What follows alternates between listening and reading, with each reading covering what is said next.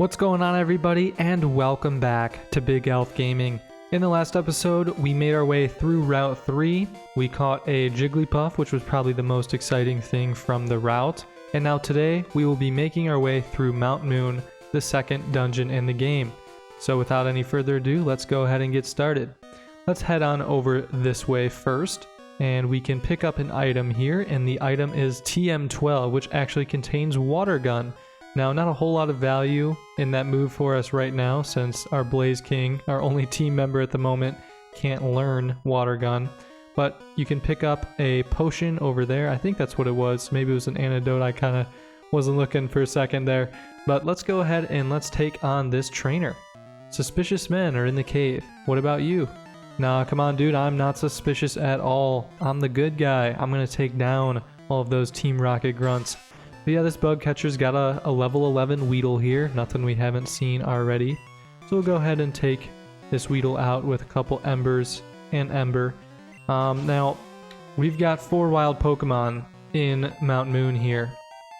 And I'm going to walk through their encounter rates here. So on the first floor, which is where we're at right now, you've got a 79% chance of encountering a Zubat.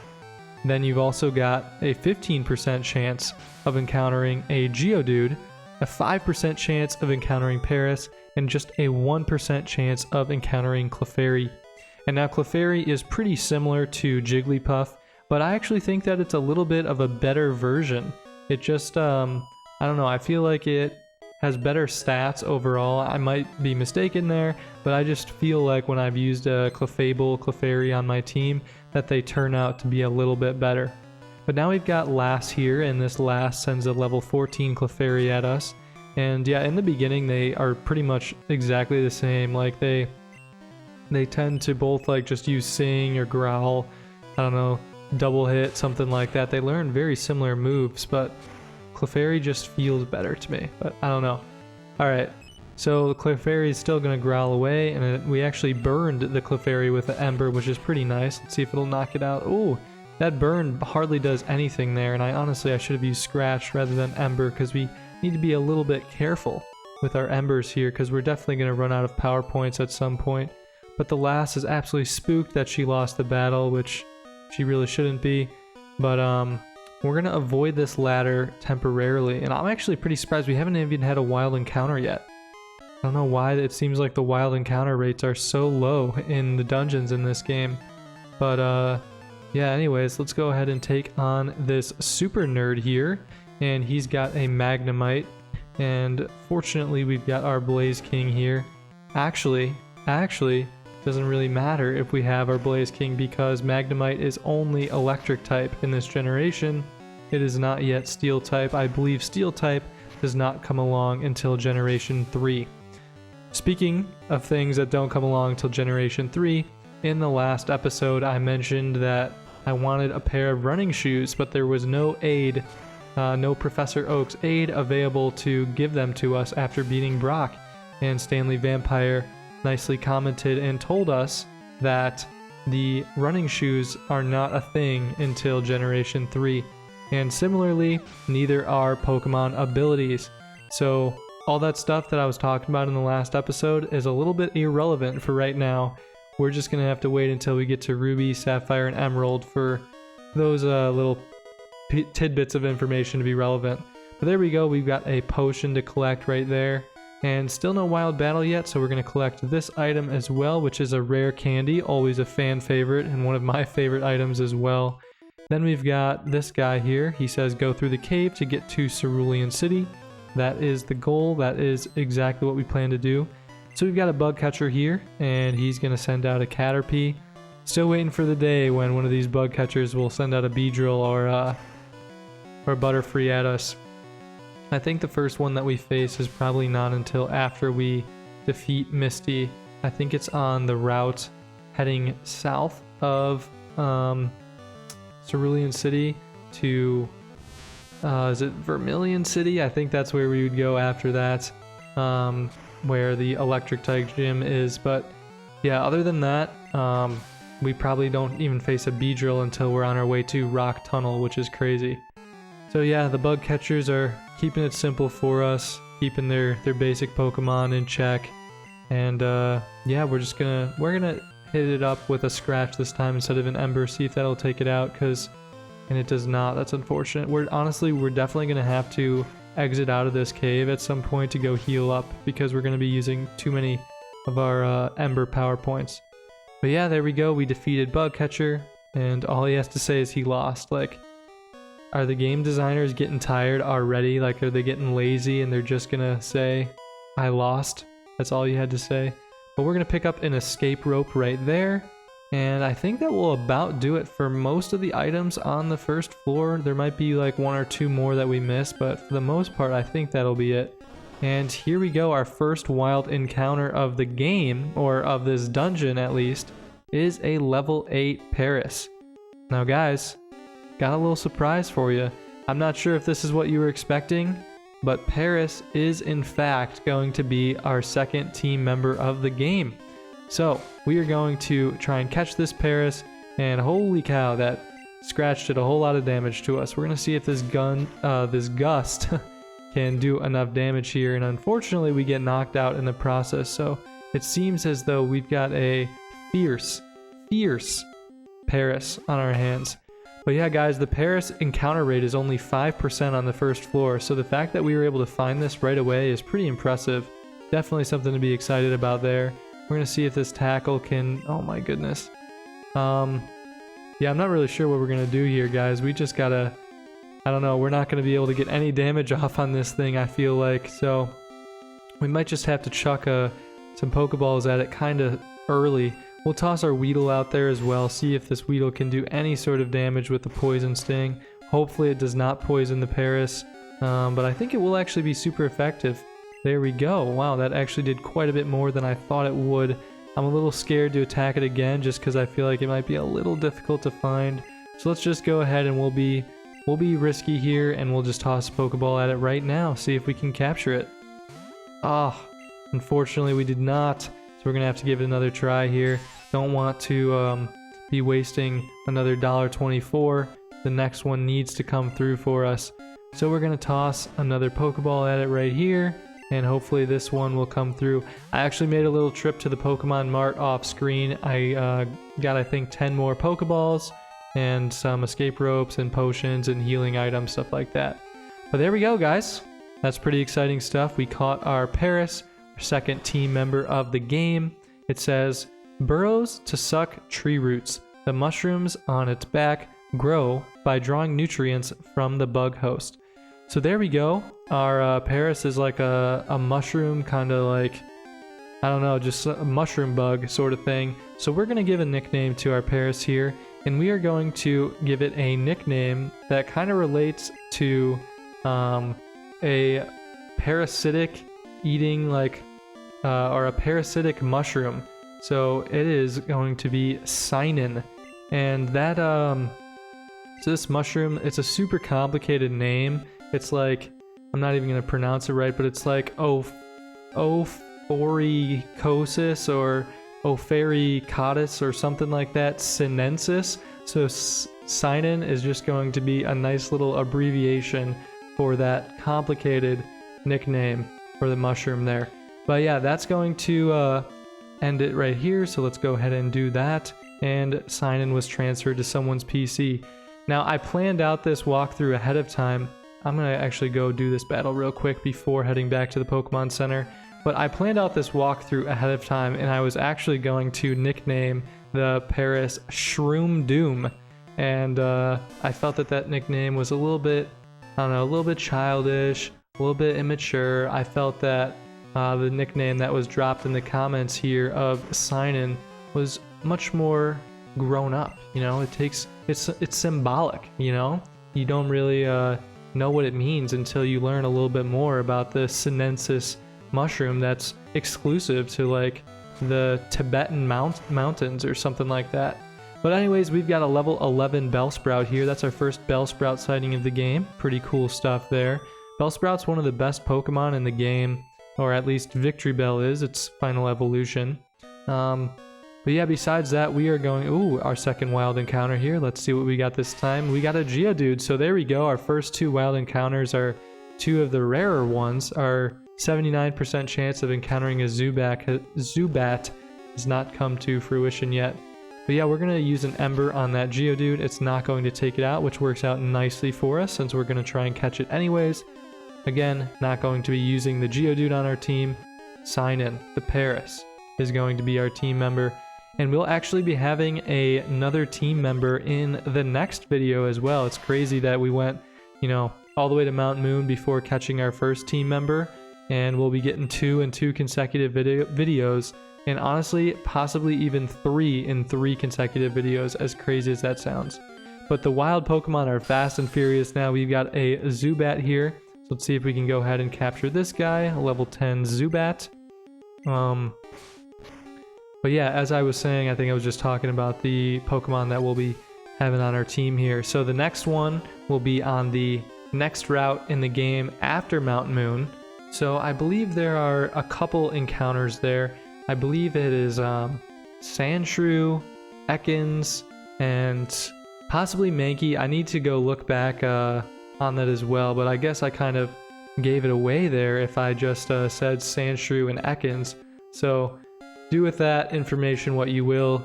Come up with a nickname for a Sandshrew and an Ekans, and I will consider it for the next team member.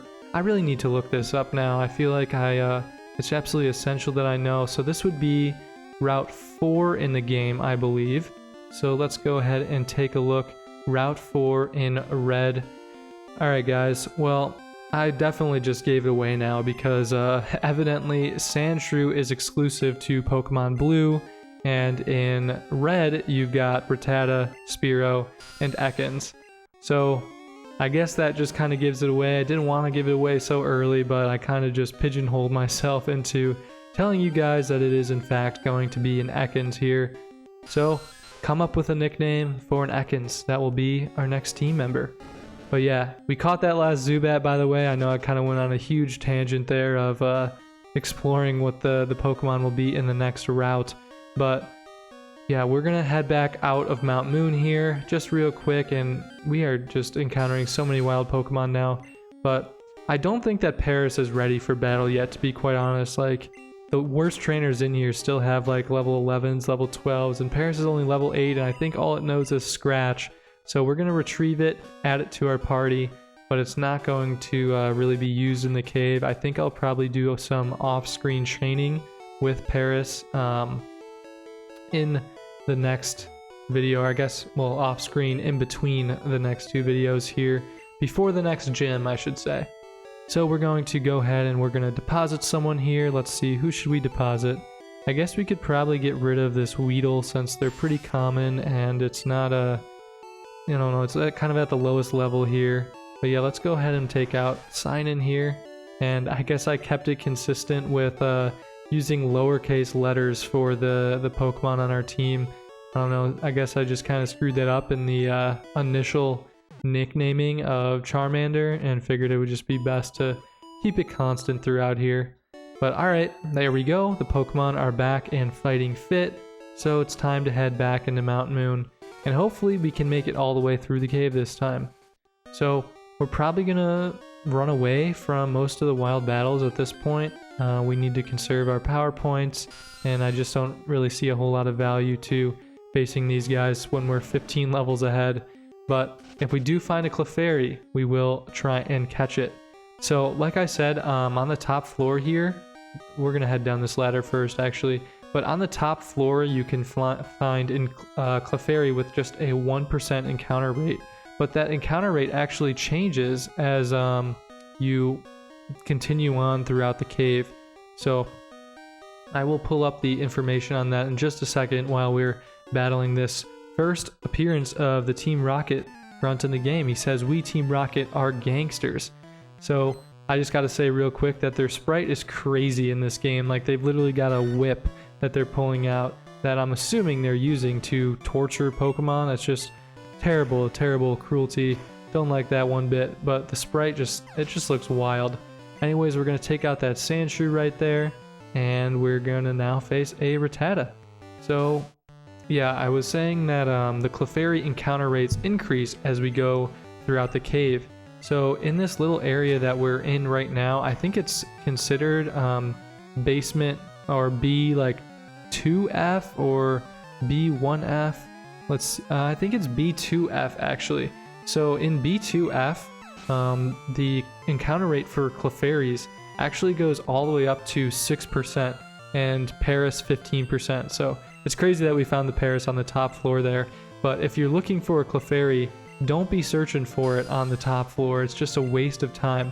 Head down to the second basement of Mount Moon, and the encounter rate goes up. I guess it's sextuples, as crazy as that is, increases by factor of 6. So I can't believe we used Ember on that Zubat and it did not take it out. That is wacky to me.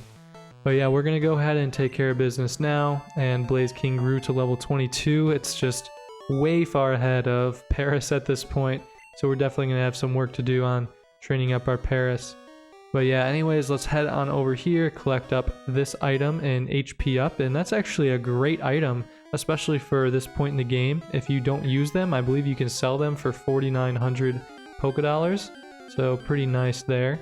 And we've got a Zubat. Oh my gosh, I think that's like the third time that I've mispronounced the name Zubat. It's like one of the easiest ones to pronounce. I don't know why I keep screwing it up, but yeah, I thought that honestly Paris were more common on this floor, but I think that must be Fire Red and Leaf Green. There we go, at least we got another Paris right there, and this one's level 10. It's honestly tempting me to catch it, but we're not going to do that to our sign-in. We've got to stay loyal to our first capture there, even though those 2 levels would save me a little bit of time.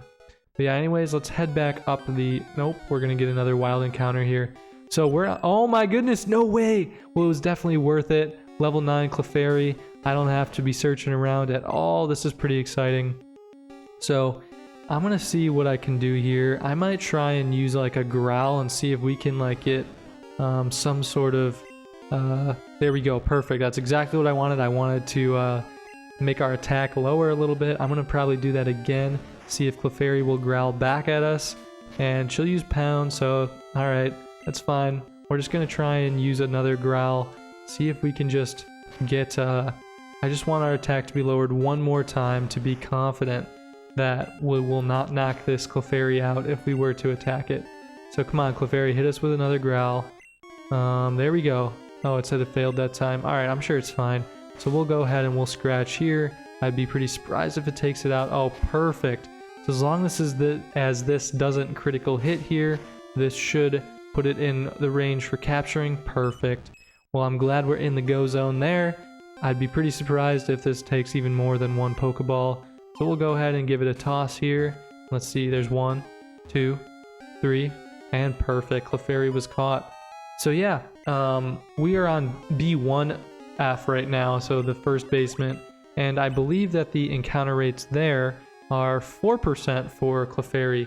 So I guess the quadruple chances of it, you know, the encounter rate here are certainly valuable.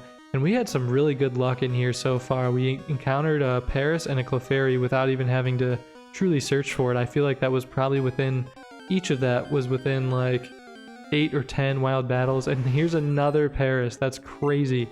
So yeah, we're gonna go ahead and we're not gonna take this one out just because we need to make sure that we don't, or that we preserve our power points rather. Let's go ahead and talk to this person. I heard there are some very rare fossils here. Good to know. Good to know. And that sign says Zubat is a bloodsucker. That's kind of funny. I just realized we ventured all the way back to the start. I had no intention of doing that. Yeah, I guess I just went down there when I was not supposed to. But yeah, let's head back up north here. I don't know, I just kind of got sidetracked by looking at those encounter percentages. But yeah, I don't know if you guys have used Cerebi before. You probably have if you're into playing Pokemon, but Cerebi.net is just like the absolute best. It has all the encounter rates for like every Pokemon you could possibly face in every game, and it's got info on all the gym leaders and the moves that they use. So very informative website.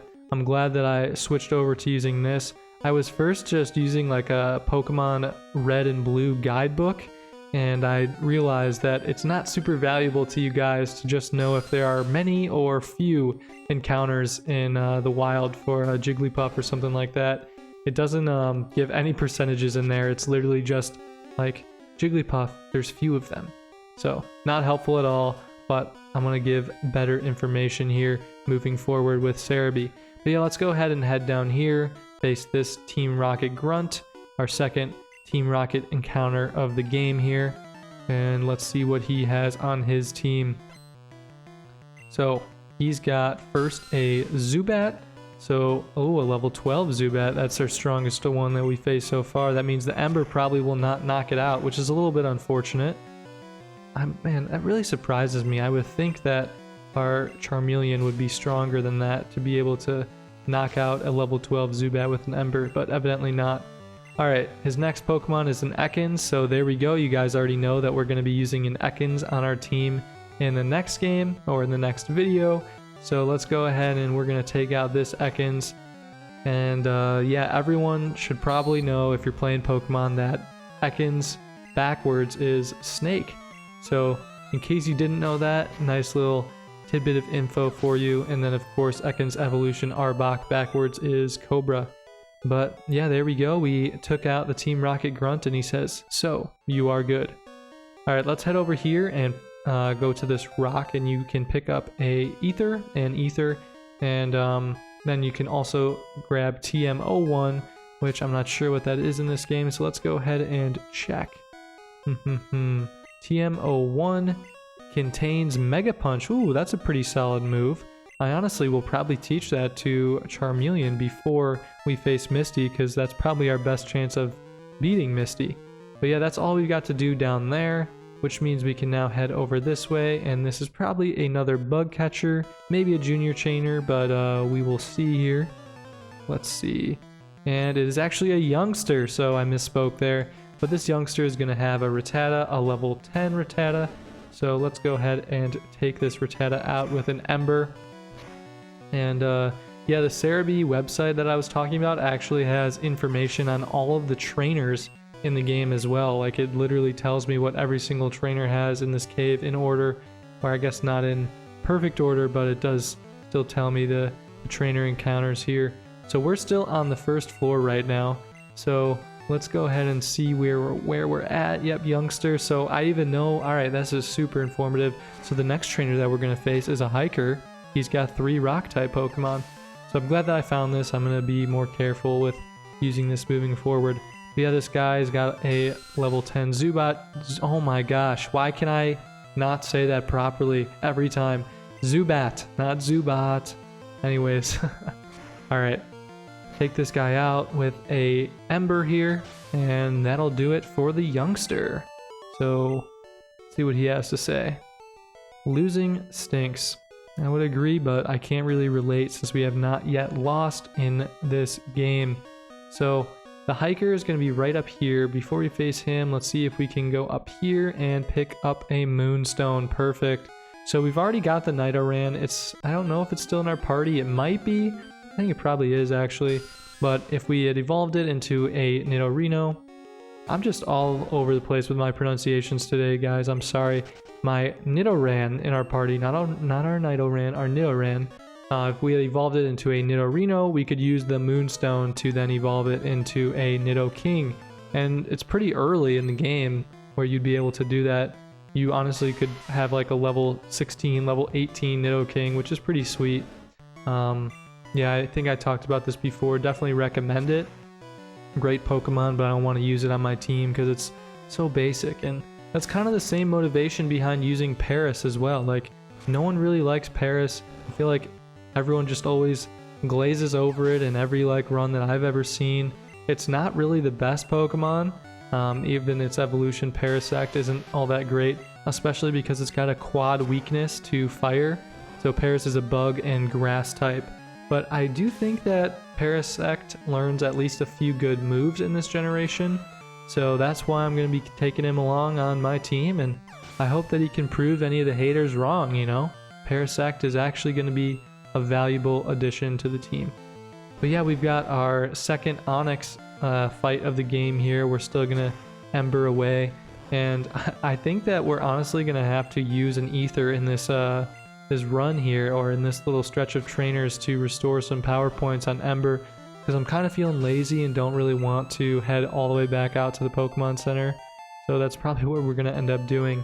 But yeah, I feel like those Ethers, like, I honestly like always store them up for the whole game and like intend to use them in the Elite Four, and then I just never do. Like, I always spread out all of the battles among all of my Pokemon, so it's never even worth it to, I don't know, save the Ethers throughout the entire game.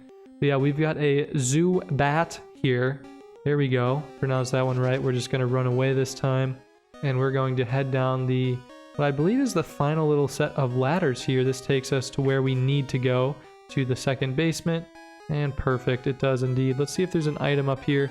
Alright, there's definitely an item up here in the newer games. I'm not sure if it's hidden in the ground in this game, but I'm probably not going to sit around here and click around and look for it. Let's just give it one little attempt here, and I think it's right there in the other games, so I don't know. Go ahead and test that out for me if you'd like. And we're going to run away from this Zubat as well. Level 9 Zubat. I'm not going to bother messing around with you. Okay, let's go ahead and we're going to head down here and face a team. Nope, we're going to get another wild encounter. So we're going to go ahead and we're going to run away from this Geodude as well. Normally I don't mind battling the wild Pokemon, but in this case, when we are going to need to preserve our Embers as much as possible, plus like the Geodude don't even die to a single Ember, it's not worth it. And holy cow, that's a little tough to look at. A level 12 Paris, guys. I don't know, I might need to be a little bit unfaithful to our sign-in right now. I think I'm going to have to throw another little Pokeball here and catch it, because this 4-level difference is actually going to be quite sizable. So yeah, we're going to see if this Paris will get captured right now, and fortunately it does. So I don't know, I guess I'm going to have to deposit the other sign-in, guys. Sorry about that. Hopefully it's not mad at me or angry, but the 4-level difference is just too significant. It's like I really need to take some time off the run here, because I feel like we're already doing this run way slower than like most people who are recording Pokemon walkthroughs, so that'll be helpful to us. Yeah, let's go ahead and we're gonna face this Team Rocket Grunt here. He says that little kids should leave grown-ups alone, and I honestly don't feel like we look like a little kid. Like, I know we're supposed to be just like 10 years old in this game, but I don't know, it feels like we're older than that with the amount that we accomplish. But yeah, this guy has a level 16 Raticate, and this is probably the toughest opponent in the entire cave. He can hit us with, I actually don't remember what moves the Raticate has, but I feel like it might be like a hyper Fang, or like something that's actually like pretty strong. So yeah, we gain a really solid amount of experience there for that, almost 400, which might be more than Brock's Onyx gave us. I think it probably is. I remember correctly, Brock's Onyx gave us like 219. So yeah, definitely some good experience from that Raticate. Unfortunately, it didn't give us too much difficulty. Well, let's go ahead and run away from this Geodude here. And if I'm not mistaken, we only have, I think, 2 more trainer battles here. There might be 2 or 3, but I feel like it's only 2. So we're just gonna walk along this wall here. And yeah, like I was saying earlier, guys, the Clefairies have a 6% encounter rate down on this level as well. So if you're searching for one, search down here. Yeah, let's go ahead and talk to this Team Rocket Grunt. He says Team Rocket will find the fossils, revive, and sell them for cash. I highly doubt that, bro, because I'm about to go snatch up one of them right now. Anyways, he wants to fight, and he's got a level 13 Rattata. And I wonder what we're going to do here, guys. Do you think we're going to use Ember on it? So yeah, we're going to go ahead and we're going to have to endure a quick attack there. But oh, there we go. A nice critical hit to take out the Rattata. We definitely needed that. There's no way that it would have taken out the Rattata otherwise. But yeah, we're going to actually use Scratch on this Zubat just because I know we're running a little bit low on those Ember power points, and our next battle is probably the hardest one in the, one of the hardest ones in the cave. It's probably not as difficult as that Raticate fight, which I know we made look super easy, but the super nerd that we're about to face actually has 3 Pokemon on its team, so I don't know, maybe it's harder, maybe it's not. I guess we'll go ahead and see. But yeah, I don't think there's anything over here. I know that there's sometimes, like, I think there's a Moonstone over here, like somewhere in the ground. Let's go ahead and check. Maybe that's only in Fire Red and Leaf Green, but I swear there's definitely a Moonstone in the ground there. But yeah, this should be, well, we've got a Wild Battle first, another Paris. I think we've encountered more Paris in Mount Moon than any other Pokemon so far, to be honest with you. But let's go ahead and run away from this Paris, and we will make our way up into the fight with the super nerd who claims that he has both of these fossils. He found them both and he's keeping them both. We're not going to let that happen though. So super nerd wants to fight, and he's going to send out a level 12 Grimer. So we're going to have to make sure that we use an Ember here. And I think that 2 Embers will do the trick. And yep, exactly. I think that actually an Ember and a Scratch here will do the trick. So we'll go ahead and use that instead, just in case anything happens where we need to use some more Embers. But now he's got a Voltorb, which is the first, actually I guess it's the second electric type Pokemon we faced so far in this cave. The first one was that Magnemite. But yeah, we'll go ahead and we'll use an Ember on this Voltorb, and we got a critical hit there. It was probably necessary to take it out, but I'm not complaining. And finally, we've got a Coughing, also level 12 to face.